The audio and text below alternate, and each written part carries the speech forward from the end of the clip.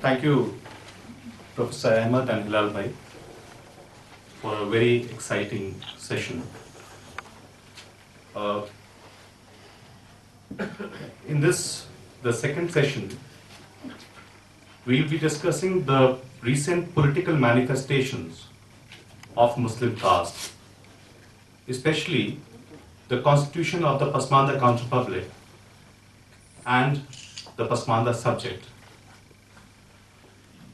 Due to the recent circulation of Pasmanda discourse in the public sphere, it has triggered a new interest in the field of Islam and caste, and also opened up a lot of old questions. There are a few points that I would just like to mention in passing. The Pasmanda Counter Republic, as we all know, it was broadly a response to the dislocatory effects of three developments in the early 1990s. One, the implementation of one recommendation of the Mandal Commission report. Two, the demolition of the Babri Masjid. And three, the new liberal reforms. So broadly, it is a mode of engagement with the politics around Mandir, Mandal, and the market. There are two interesting things that I feel that the Pasmanda discourse has foregrounded. And these are probably new in the political sphere. One, the application of the Dalit Bahujan analytic as developed by Phule, Periyar, Ambedkar, and so on, to the study of Indian Muslim society. I think that is one novelty of the Pasmanda discourse. And the second is the articulation of a new form of social solidarity as encapsulated in the Pasmanda slogan, Dalit Pichla Ek Saman, Hindu Ho Ya Musalman, which can be loosely translated as all Dalit backwards are alike, whether they be Hindu or Muslim. In a sense, this new articulation of social solidarity, caste-based social solidarity that exceeds religion, it also interrogates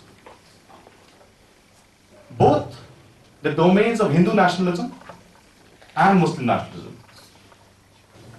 And this, I think, is a very interesting rupture in the last 20 years of Indian politics. And I feel the existing frames which have looked at the understanding of Muslim caste, whether it is the structural adaptive one, or whether it is the normative frame of Francis Robinson, Barbara Metcalfe, or whether it is the interpretative school of Veena Das. I think all these frames have not really taken cognizance of this new development. And more research needs to be done to understand the kind of impact and the kind of ruptures that the Pasmanda discourse is affecting in Indian politics. As far as the research project is concerned, there is one clear development which needs to be taken seriously in my view. And that is, so far, the research on the Islam and caste question. They had not really taken the testimonies of lower caste themselves seriously.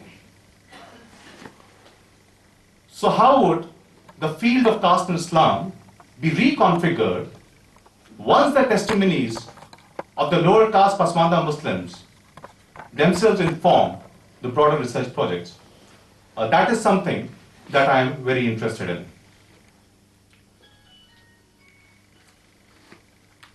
So we have, in order to discuss on these issues, we have invited two movement practitioners, one from North India, Bihar, Mr. Ali Anwar Ansari, who is a member of parliament and the founder of the All India Pasmanda Muslim Mahaz.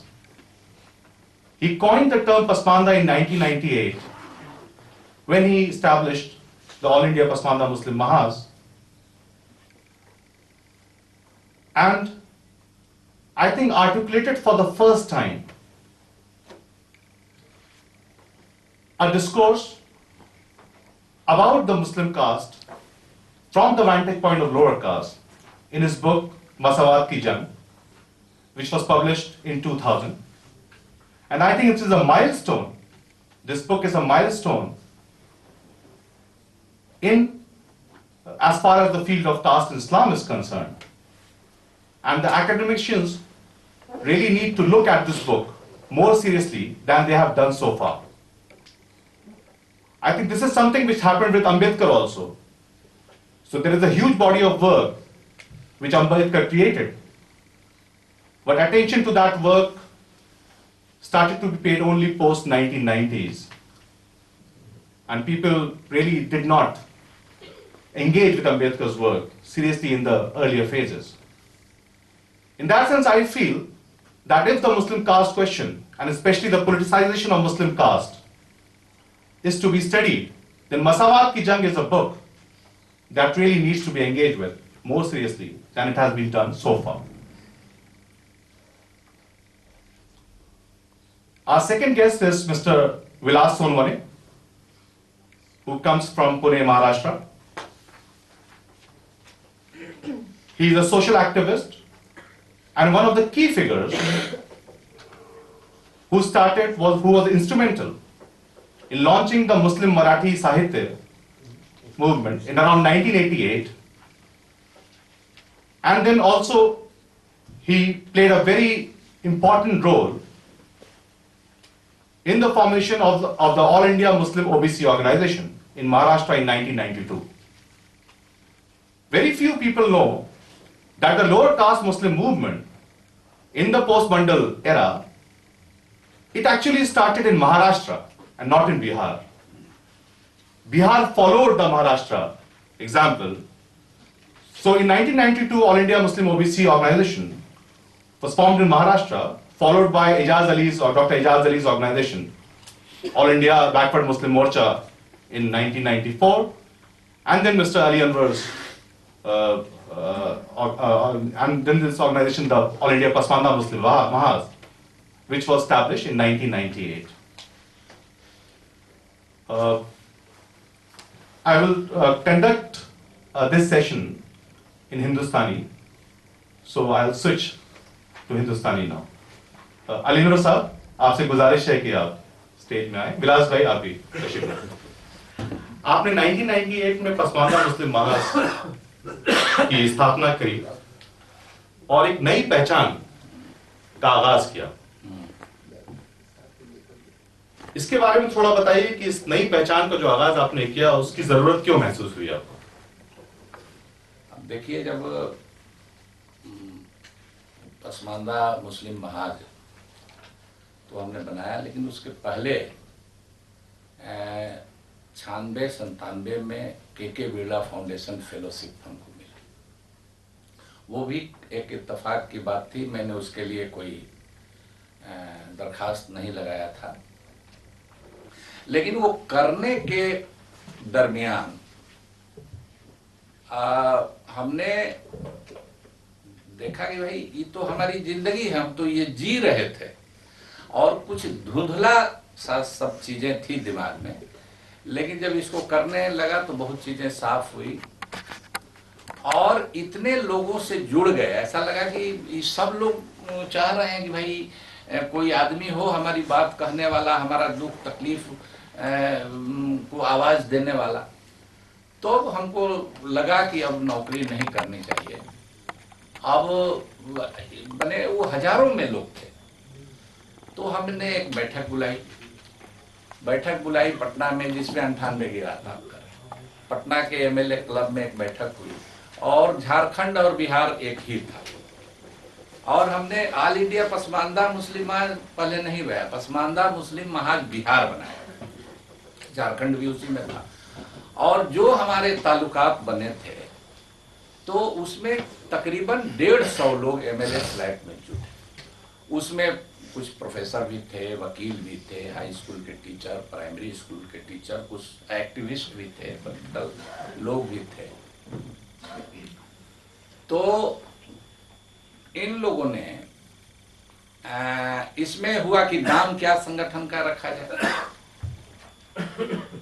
और तो संगठन का नाम में हमारा proposal था कि भाई पसमानदा मुस्लिम महाज बिहार रखा जाए।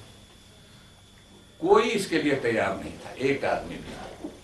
कहा कि ये बिल्कुल इसको समझाते समझाते उम्र खप जाएगी और ये नहीं चलेगा, कोई नाम चालू नाम जो आम आम हो वैसा कुछ रखना चाहिए, बैकवर्ड वगैरह। तो हमने कहा कि भाई देखिए, जब तक हमारे अल्फाज नहीं चलेंगे, हमारा मुहावरा नहीं चलेगा, हमारे नारे नहीं चलेंगे, तब तक हमारी तंजीम भी नहीं खड़ी होगी, हमारी अलग पहचान भी नहीं बनेगी। और हमारे दिमाग में था कि ये जमात, पसमानदा डिनोट्स जमात, एक बिरादरी नहीं। क्योंकि अपने अध्ययन के सिलसिले में मैं देख चुका था, मोमिन तहरीक को भी देख चुका था, और बिरादरियों के जमियतुल राइन, जमियतुल मंसूर, जमियतुल हवारीन, हवारीन कहते हैं धोबी को, वासरमैन को। तो इन कई बिरादरियों की चीज़ों को मैं देख चुका था। तो हमने कहा कि ये जाति से अब जमात की तरफ बढ़ना चाहिए, एक जात से बात नहीं बनेगी।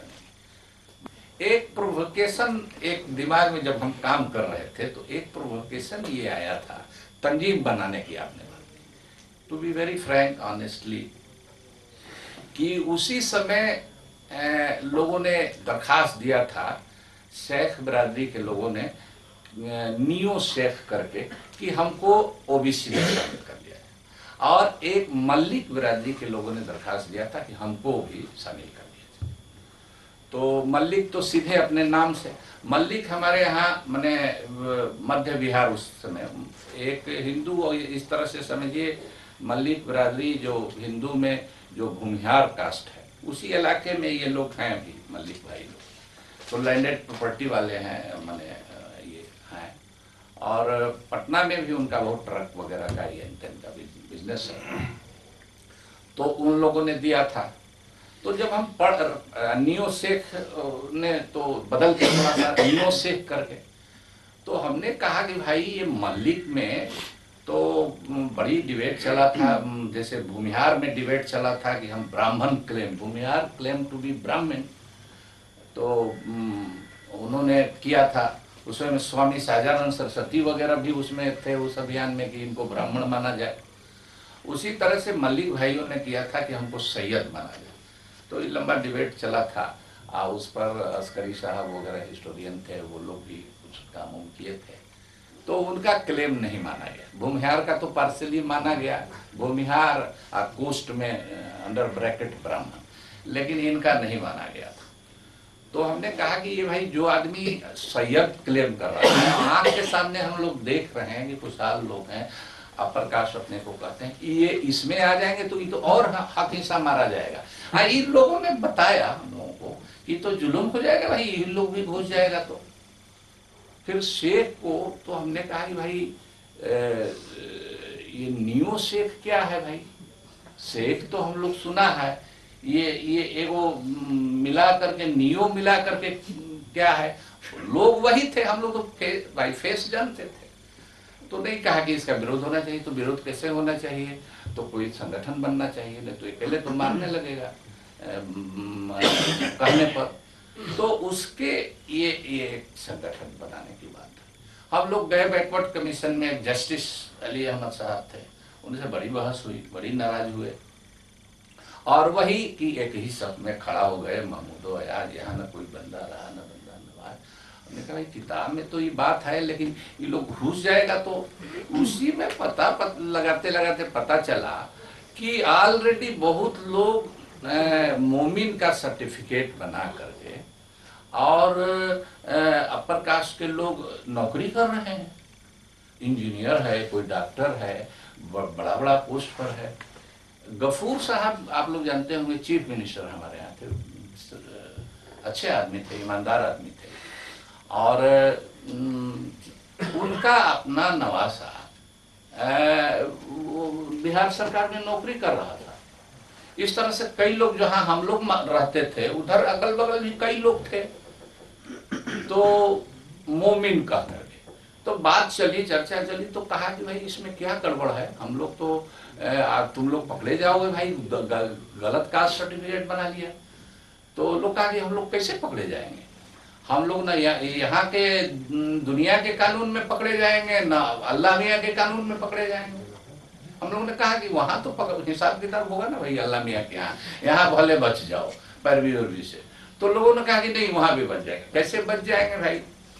तो कहा कि भाई हम लोग तो इस कुरान में तो मोमिन माने ईमान वाला मुसलमान, और यहाँ भी हम लोग मोमिन बनाए हैं तो मुसलमान ही ना है हम लोग। तो ये उनका था। तो हुआ कि नहीं भाई इसको माने कराया जाए। फिर मोमिन कुछ डिफेक्ट भी था, ओबीसी की लिस्ट में मोमिन मुस्लिम लिखा हुआ था। बाद में मैं बैकवर्ड कमीशन का सदस्य हुआ तो उसको मोमिन को डिफाइन कराया, मोमिन माने जोल्हा, मोमिन माने जो अंसारी, इस तरह बुनकर इस डिफाइन उसको कराया। तो ये बैकग्राउंड था। और एक प्रोवोकेशन ये था, और ये सोसाइटी का था कि लोग देखते थे कि भाई हमारे सामने क्योंकि एक गलत आदमी का होगा तो वो अच्छा, हिंदू को बहुत कुछ समझ में नहीं आता है। हिंदू भाई लोग समझते थे कि सब मियाँ जी लोग ऐसे ही हैं। हम लोग भी समझता है, सरदार जी आज तक हमको नहीं बुझाता है। कई लोगों से दोस्ती किया तो वो सब सरदार जी एक तरह का लगता है, पगड़ी उगड़ी बांधे रहता है। तो मुसलमान लोग सब लोग एक समझता है। चलिए आगे जी। नहीं, मैं ये भी जानना चाह रहा था कि जो मेन स्ट्रीम मुस्लिम सियासत थी बिहार की उस समय, उस मेन स्ट्रीम मुस्लिम सियासत के बारे में आपकी क्या क्रिटिक थी, क्या तनकीद थी, उसके बारे में क्या प्रॉब्लम लगती थी आपको मेन स्ट्रीम मुस्लिम सियासत में कि आपको एक नई पहचान की जरूरत पड़ी? देखिए, एक चीज बात थी कि हम लोगों के आंख के सामने था कि जैसे हिंदू सोसाइटी में 80-20 का रेशियो है, उसी तरह से मुसलमान में भी पिछड़ी जातियों के लोग उसी हिसाब से हैं। लेकिन उन दिनों मैं जाता था असेंबली रिपोर्ट करने, एक अखबार नवीस के नाते, तो देखता था कि भाई जितने मुस्लिम लोग हैं तो वो मुस्लिम लोग सारे बैकवर्ड लोग कोई है नहीं। बीड़ी बनाने वाले का, बुनकरों का, सब्जी बेचने वाले, रुआ धुलने वाले, चीख कसाई लोग जो हैं वो लोग वो हैं, उनके बहुत सारे मसाइल हैं, प्रॉब्लम है। उधर किशनगंज, पूर्णिया, कटिहार इलाके में रस्सी बिनने वाले, चटाई बिनने वाले, आपको खचिया बिनने वाले, इनका बहुत सारा प्रॉब्लम है।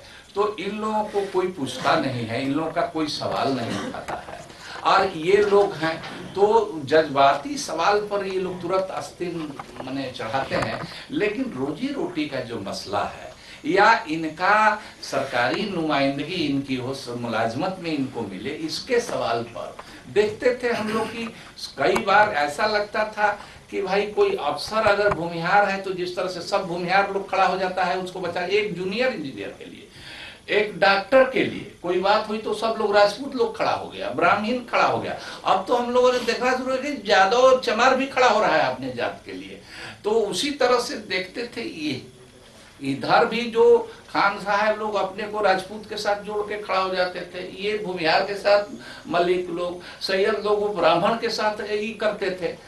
इधर एक तो कोई बैकवर्ड वैकवर्ड था नहीं, जहां तहां लोग थे भी तो उनको कोई जरूरत पड़ता था तो कोई उनकी मदद नहीं करता था। तो ये सब प्रैक्टिकल अनुभव भी हुआ तो लगा कि नहीं इनकी नुमाइंदगी नहीं है उस प्रोफेशन में। और दूसरी बात अभी सब जो कह रहे थे या आप कह रहे थे कि मंडल कमीशन जो आया, तो मंडल कमीशन को हम लोगों ने देखा, मंडल कमीशन के खिलाफ हम लोगों को अच्छा लगा कि तो ठीक हुआ।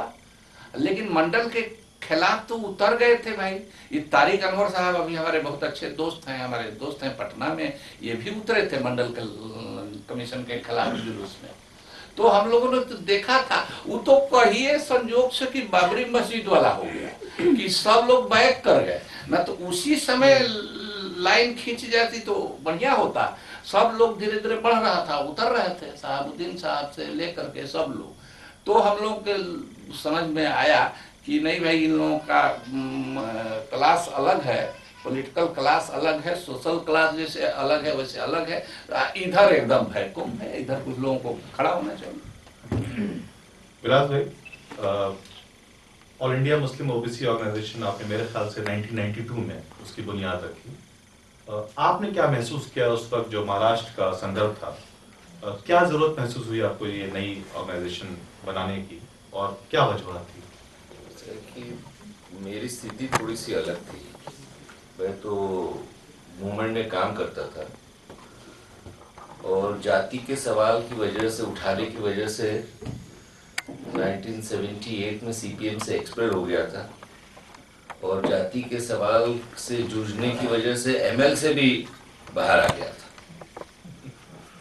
तो सारे ब्रांड के जो कम्युनिस्ट थे उनको तो जाति के सवाल को लेकर बहुत परहेज था। वो कहते थे कि अपने आप क्रांति हो जाएगी तो अपने आप जो है जाति जो है खत्म हो जाएगी। 1984 तक मैं ऐसे मानता रहा कि क्योंकि सारे कम्युनिस्ट और सारे समाजवादी और सारे अम्बेडकरवादी खास करके यही इंप्रेशन देते रहते कि सारे मुसलमान एक हैं, और महाराष्ट्र चूंकि हमीद दलवाई की भूमि थी तो मुसलमानों के हमारे लिए चार ही प्रॉब्लम थे: तलाक, बुर्खा, बच्चे, बहुपत्नीत्व। इसके छोड़ के कोई प्रॉब्लम था नहीं, क्योंकि मुस्लिम सोसाइटी एक मोनोलिथ के रूप में, एक होमोजेनाइज फॉर्म में हमारे सामने रखी जाती थी। लेकिन दो सवाल हमको कचोट रहे थे कि अगर society is divided into classes है, कोई भी सोसाइटी अगर एक मोनोलिथ नहीं हो सकती तो मुसलमान उसका अपवाद कैसे हो सकता है। लेकिन 1984 तक हम लोग उसको जूझे नहीं। 1984 में जब बाबरी मस्जिद का ताला खुल गया और बातें जो है एकदम पैंडोरास बॉक्स जैसे खुलने शुरू हो गई, तब मैं, प्रोफेसर बेनूर वगैरह हमारे जो मुस्लिम दोस्त थे, उनके साथ मिलकर हम लोगों ने पहले ये कोशिश की कि भाषा के सवाल को लेकर आरएसएस जो हिंदू मिथ पैदा करने की कोशिश कर रही है, मतलब हिंदू सोसाइटी एक मोनोलिथिक सोसाइटी है, ये जो मिथ खड़ा करने की आरएसएस की कोशिश है हिंदुत्व के नाम पर, हिंदू नेशनलिज्म को एक बेस बनाने, तो उसको ब्रेक करने का अगर सब मुद्दा है तो उसके लिए हम लोगों ने पहले कोशिश की भाषा को लेकर, और इसलिए प्रयास शुरू हो गया था 1996 से कि भाषा के आधार के ऊपर ये क्लेम किया जाए कि मुसलमान बाहर से नहीं आए, क्योंकि उनकी मादरी जबान मराठी है, महाराष्ट्र में रहने वाले लोगों की, तो वो मराठी है, यहाँ की ओरिजिनल है। इस मुद्दे से हम लोग जो है पहले गए।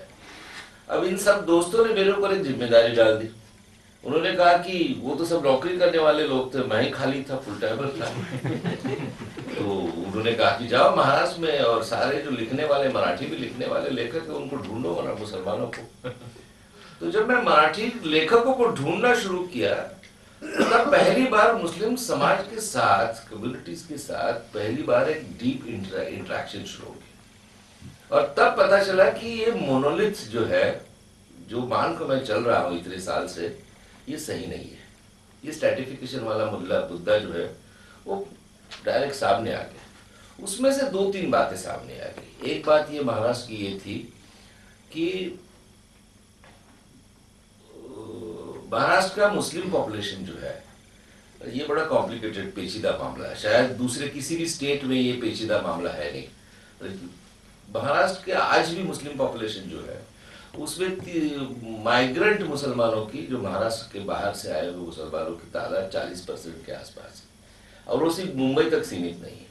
और दो स्टेज के ऊपर लोग माइग्रेंट हुए हैं, 2-3 स्टेज के ऊपर माइग्रेंट हुए। एक जो औरंगजेब आके 27 साल रहा, उस वक्त माइग्रेंट हो गए, तो ये औरंगाबाद जैसे जो शहर है तो उन माइग्रेंट मुसलमानों के शहर है।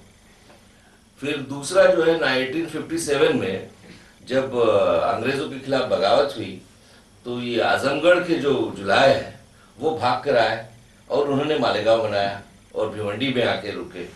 तो वो दूसरा स्टेज है माइग्रेशन का। और तीसरा जो माइग्रेशन का स्टेज है वो मॉडर्न टेक्सटाइल इंडस्ट्री बनने के बाद का है। क्या तो मुंबई में जो खास करके जो माइग्रेशन हुआ है।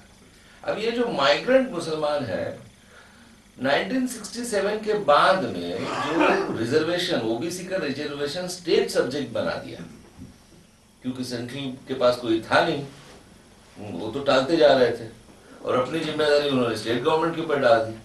तो उसमें 9 जातियां जो है 9 जातियों के मुसलमान, मुझे आपका सजेशन है कि आप जो टर्म इस्तेमाल कर रहे हैं, हम लोग महाराष्ट्र में वो टर्म नहीं इस्तेमाल कर रहे हैं। हम लोग ये कह रहे हैं कि ओबीसी हिंदू, ओबीसी के अंदर के हिंदू या ओबीसी के अंदर के मुसलमान या दलितों के अंदर के हिंदू या दलितों के अंदर के मुसलमान, क्योंकि जाति हम लोग मानते हैं कि बेसिक सोशल स्ट्रक्चर है और रिलीजन जो है आइडियोलॉजिकल स्ट्रक्चर है जो ट्रांसेंडेंटल हो सकता है, ट्रांसेंड होता है। ओके, इसलिए मुसलमान दलित नहीं होता, लेकिन दलितों में मुसलमान है। ये हमारा फॉर्मुलेशन है महाराष्ट्र में। तो उसमें 9 जातियां हो गई थी। अब ये जो स्टेट सब्जेक्ट होने की वजह से ये जो माइग्रेंट मुसलमान है, ये माइग्रेंट मुसलमान they are not subject to this reservation. Okay, तो इसलिए ये माइग्रेंट मुसलमान जो है, ये मुसलमान सारा एक का नारा देने में सबसे आगे है। और उसमें भी जो अपर कास्ट माइग्रेंट है, वो अपर कास्ट माइग्रेंट ये झांसा देते रहता है लोअर कास्ट माइग्रेंट्स को भी। जैसे आप भिवंडी चले जाइए, मालेगांव चले जाइए, तो भिवंडी और मालेगांव में 80% माइग्रेंट मुसलमान जो है वो जुलाहे है, या तो आजमगढ़ से है या बिहार से है या यूपी से है। लेकिन वहां का जो 5% अपर कास्ट माइग्रेंट है वो सारे माइग्रेंट जुलाहों को अपने कब्जे में रखता है और ये कहते हुए कि तुमको तो कुछ मिलने वाला है नहीं। तो आज भी अगर आप देखेंगे तो महाराष्ट्र में जितने भी मुस्लिम मिनिस्टर्स है उसमें एक मिनिस्टर राष्ट्रवादी कांग्रेस का छोड़ दो तो बाकी के सारे मुसलमान मिनिस्टर जो है वो महाराष्ट्र में, और या किसी भी पार्टी के नेता भी जो है वो सारे माइग्रेंट मुसलमान है। क्योंकि मुस्लिम सारा एक का नारा जो है वो उसमें महाराष्ट्र में काम करता है, क्योंकि ये कंसेशन मिलने वाला नहीं है। तो एक दिक्कत तो ये थी, तो इसलिए ये मिथ हिंदू मोनोलिथ बनाने में ये जो महाराष्ट्र की कंडीशन थी, ये कंडीशन ज्यादा एग्रेसिव रूप से काम करती थी। एक चक्कर ये था, जब मराठी भाषा को लेकर हम लोगों ने मैंने जब घूमना शुरू किया तो 2 बातें सामने आई कि ये जो माइग्रेंट मुसलमान है ये घर में आजमगढ़ी बोलता है या भोजपुरी बोलता है या मगही बोलता है, लेकिन बाहर आने के बाद वो उर्दू के बारे में बहुत जोर से बोलता है। उसमें से जो अपर क्लास है या अपर कास्ट है वो उर्दू के बारे में बोलता तो बहुत जोर से है, लेकिन अपने बच्चों को खास करके लड़कों को कॉन्वेंट में पढ़ाता है और लड़की जो है वो उर्दू मीडियम में जाती है, लेकिन वो अपने लड़के को मदरसे में नहीं भेजता है, उर्दू नहीं पढ़ाता है। ये दूसरी चक्कर था। इसलिए मराठी में जो लोग अपने बच्चों को भेज रहे हैं वो बेसिकली 99% ग्रामीण इलाकों के मुसलमान हैं, तहसील में रहने वाले या गांव में रहने वाले, और वो जो है वो सारे जातियों में बटे हुए मुसलमान थे। क्या?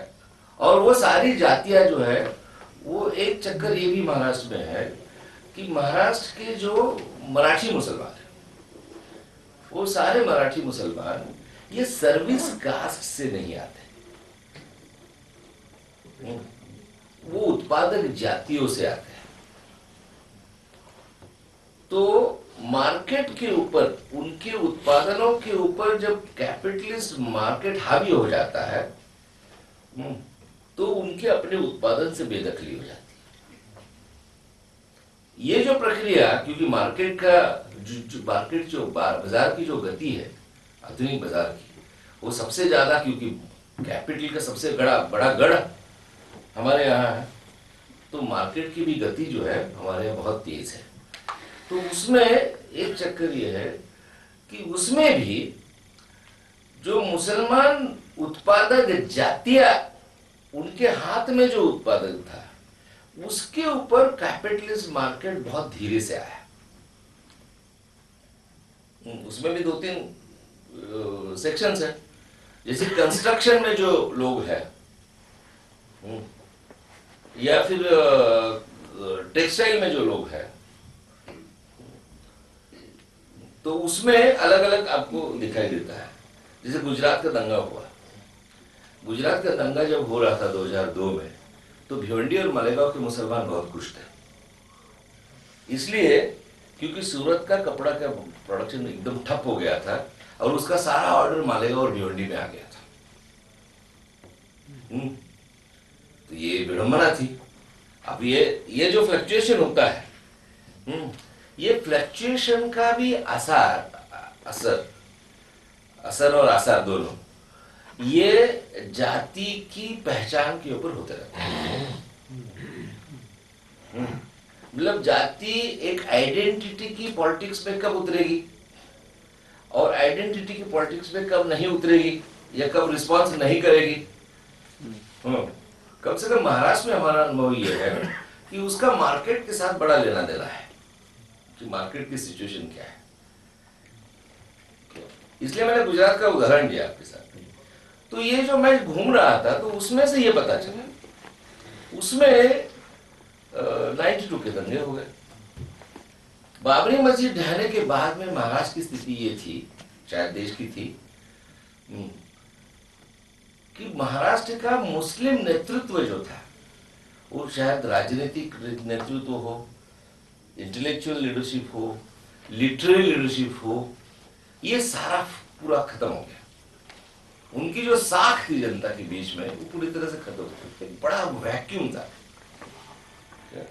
और हमने देखा कि ये वैक्यूम जो है, ये हमने कुछ एक्सीडेंट नहीं किया, हम लोगों ने बहुत सूझबूझ के साथ ये देखा कि ये जो वैक्यूम है, यही वैक्यूम है कि ये जो हिंदू मोनोलिथ की जो मिथ है, उसको अगर तोड़ना है तो सबसे पहले मुस्लिम मोनोलिथ की मिथ को हमको डील करना पड़ेगा। और ये जो वैक्यूम क्रिएट हो गया, ये वैक्यूम सबसे पॉजिटिव सिचुएशन है जिसमें हम लोग प्लंज कर सकते हैं। तो इसलिए 92 में हम लोगों ने पहल करते हुए ऑल इंडिया मुस्लिम ऑर्गेनाइजेशन बनाई। अली भाई, बिहार के संदर्भ में बताइए, आपने अपनी किताब में भी डील किया है कि वहां पर जो पसमानदा मुसलमान हैं, और जब मैं पसमानदा शब्द इस्तेमाल कर रहा हूं तो मैं पिछड़े और दलित मुसलमानों दोनों को ब्रैकेट कर रहा हूं पसमानदा पे। तो पसमानदा मुसलमानों के साथ किस तरह का भेदभाव और गैर बराबरी होती है मुस्लिम समाज में, क्या कुछ उदाहरण देंगे? कदम कदम पर भेदभाव है। हम लोग तो पहले ये समझते थे कि भाई कम से कम मस्जिद के सेहन पर तो बराबर है, लेकिन जब मैं काम करने लगा तो देखा कि नहीं, वहाँ भी लोगों का आगे बैठने में, पहली सफ में नमाज पढ़ने में,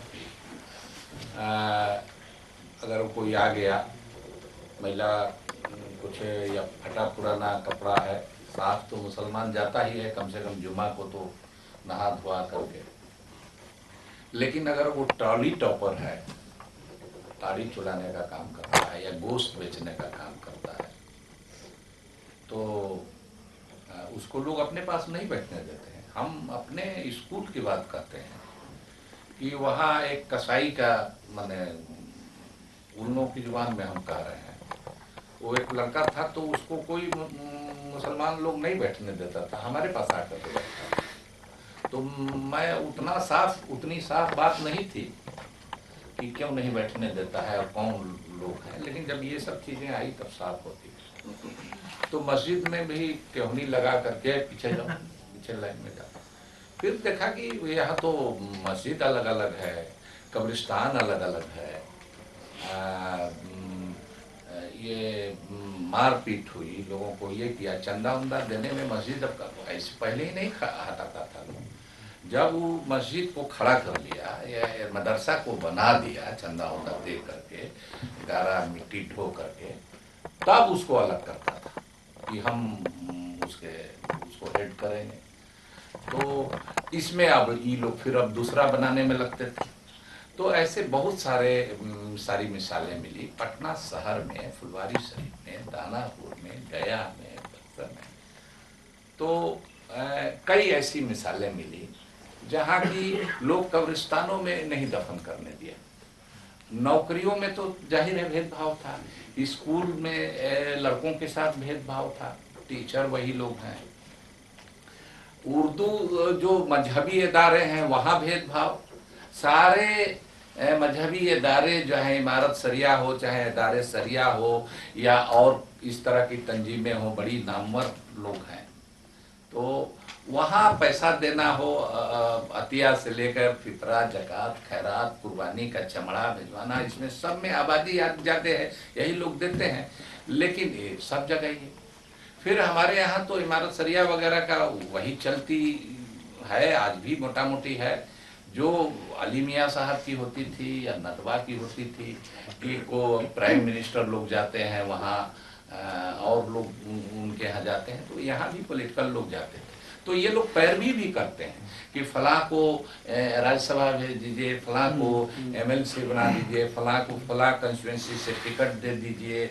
और इलेक्शन में ये लोग निकलते भी थे वोट मांगने के लिए, जिसके साथ रहते थे, कांग्रेस के साथ रहते थे तो कांग्रेस के साथ, लालू जी के साथ रहते थे लालू जी के साथ वोट मांगने के लिए।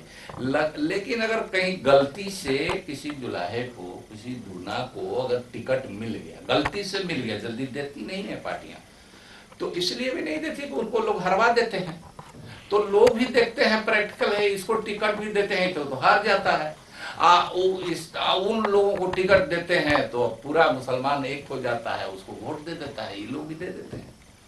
तो हर लेवल पर भेदभाव था, समझ रहे हैं ना। एक मैं आपको मिसाल बताता हूँ, देखिए अभी गया कैमूर जिला में, तो एक कब्रिस्तान का वो गेट टूट गया, फिर शायद लगाएगा, उस पर लिखा हुआ है बजाते कब्रिस्तान सादात, पूरा उस पर लिखा है। इस बार गया तो गेटवा शायद तोड़ के बना रहा है। गया की मैं बात करता हूँ, गया में एक बहुत बड़े अफसाना निगार गुजरे हैं, अंजुम मानपुरी साहब। तो कलाल बिरादरी के थे, उनका इंतकाल हो गया, तो उनको मेन करबला के कब्रिस्तान में दफन होने नहीं दिया। कलाल है, इसको नहीं दफन होने देंगे। तो उसके बगल में एक गोर गरीबा कब्रिस्तान, नाम भी ऐसा ही है, गोर गरीबा कब्रिस्तान, तो उसमें बेचारे दफन किए गए। और तब इसको लेकर के कलाल लोग थोड़ा खुशहाल हैं गया में, तो उन लोगों ने अपनी जमीन खरीद करके एक कब्रिस्तान बनाई। वो अंजुम मानपुरी साहब की घटना के बाद जब अपनी कब्रिस्तान बना दी, तो उसका नाम लोगों ने रख दिया डिवीजन कब्रिस्तान। मुसलमानों ने फूट डाला। एक तो वहां ये नहीं करने दिया, दफन नहीं दे, वो अपना जमीन करके बनाया, तो उसको डिवीजन कब्रिस्तान, बोलचाल में डिवीजन, गोर गरीबा, यही लोग जानते हैं। तो इस तरह से आपको अल्लाहपुर की घटना याद है, चंपारण में जहाँ गांधी जी गए थे, वहाँ लोग सोचा कि ये लोग वही तो केवनी मार करके पीछे ढकेलता है, तो अपना एक मस्जिद बनाए। तो अपना जमीन देके फूस की झोपड़ी लगा करके उसमें अजान उजान देना शुरू किया। तो लोगों ने कहना शुरू किया कि एक गांव में 2 अजान होगा। तो एक दिन ढा दिया उसको, उसके बाद भी नहीं चला तो उसको पूरा बस्ती में आग लगा दिया। बकरी सब, चांदी का कुछ गहना होना था, वो गल के रांगा जैसा हो गया था सब, बर्तन ये वो। तो इस तरह की बहुत सारी घटनाएं हुई जिसमें हर लेवल पर वो भेदभाव। शादी ब्याह में उसी वही में एक पसमानदा वो चला गया, मारुति कार आजकल तो छोटे छोटे गांव में चले, उसका दूल्हा बारात आई थी, चला गया, तो वो एक साहब के दरवाजे से गया, तो ये लोग गए खाना में जा करके धूल माटी मिला दिया पुलाव उसमें पिटा। तो इससे शुरू हुआ कि गांव में वो जाएगा, हम लोग के दरवाजा होकर के मारुति कार पर, पैदल जाओ, ठीक है मेहमान हो, इतना ख्याल है कि तुमको गुजरने देंगे, पैदल जाओ। अब कब्रिस्तान बनाया तो हमारे बगीचा में, हमारे खेत में बकरी मत चराओ। तो इस तरह की बातें आम थी।